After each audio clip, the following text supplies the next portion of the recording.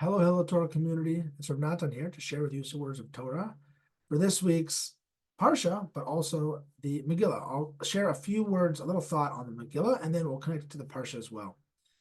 One of the questions that many Mefarshim ask on the Megillah is, what is the point of the first parak? First chapter of the Megillah has very little relevance to the story as it unfolds in the rest of the Megillah. Think about it. The main topic of the first parak, the first chapter, is the big feast of Achashverosh, the request of Vashti to come to the king, her refusal, the reaction of the king, the new law passed about husbands needing to be in control of their wives. That's the first parak. And when you look at the rest of the story, you don't really need this piece. The main story of Purim talks about Haman wanting to kill the Jewish people, which starts with Mordechai not bowing down to Haman, which is this is after the first parak. So what is it that's so important about the first parak? So I have lots of answers. I'm going to give you one that I think is a good answer, and it's meaningful. And I think it applies to Jewish history. It applies to our lives individually, and also it connects to the Parsha a little bit. So there's a saying that is found in the Gemara Megillah, which is that Hashem, before there's a problem, before there's a makkah, Hashem always puts the refuah, the solution, beforehand. In other words, before there's something that's bad that happens, Hashem is already sowing the seeds or planning or laying the groundwork for the solution.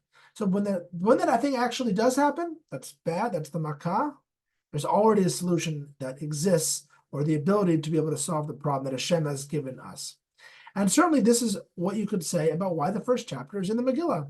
The only reason that the Jewish people are able to be saved in the Megillah is because Esther comes to power. Well, why is Esther in power? Well, Esther's in power because Vashti left. Why did Vashti leave? And there you have the first chapter. And so that first chapter is showing you, Jewish people, you should understand that even though it seems like the whole story started with the genocide that Haman was decreeing upon the Jewish people, and us trying to figure out what to do, really Hashem was already sowing the seeds for that to be solved, for that solution to happen even beforehand.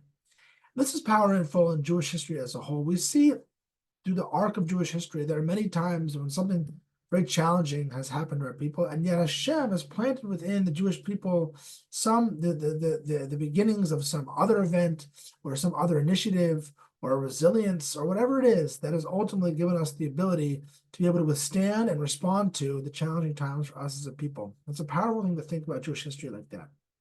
It's also powerful to think about in your individual life, that to realize that when a challenge happens in my own personal life, that there are many times in which it really feels as though, and if not, we should see and think about how this really could be the case, that Hashem has given us the tools to be able to respond to our own challenges already before the challenges happen. And it's not like when a challenge happens that there's some external thing that I need to find. Hashem has given us the resilience. He's given us the thoughts. He's given us the abilities to be able to solve our challenges. And that's a powerful thing that Hashem gives us that before the challenge happens. I think this connects to the Parsha in a little way, which is that one of the big topics of this week's Parsha certainly is the idea of a korban chatat, the idea of a sin offering, that people are going to sin, they're going to make mistakes on accident, and there's a bunch of different options and regulations about how you are to respond with a korban when you make a big mistake. What's interesting is that, well, really, we're going to make a mistake for sure. You know that. Maybe we're not going to mess up. No, the answer is bad things are going to happen. You're going to make mistakes. But Hashem's saying, I'm already going to give you the ability to be able to respond to it and solve it, even beforehand, so that you always have that. So I think everyone should have a Chag Sameach, a Purim Sameach, Shabbat Shalom, and I hope that in this Purim we feel the ability to be able to have the resolve and the resilience to respond to our own individual challenges, and as Am Yisrael to respond to the challenging things that happen now and in general to Am Yisrael. Shabbat Shalom.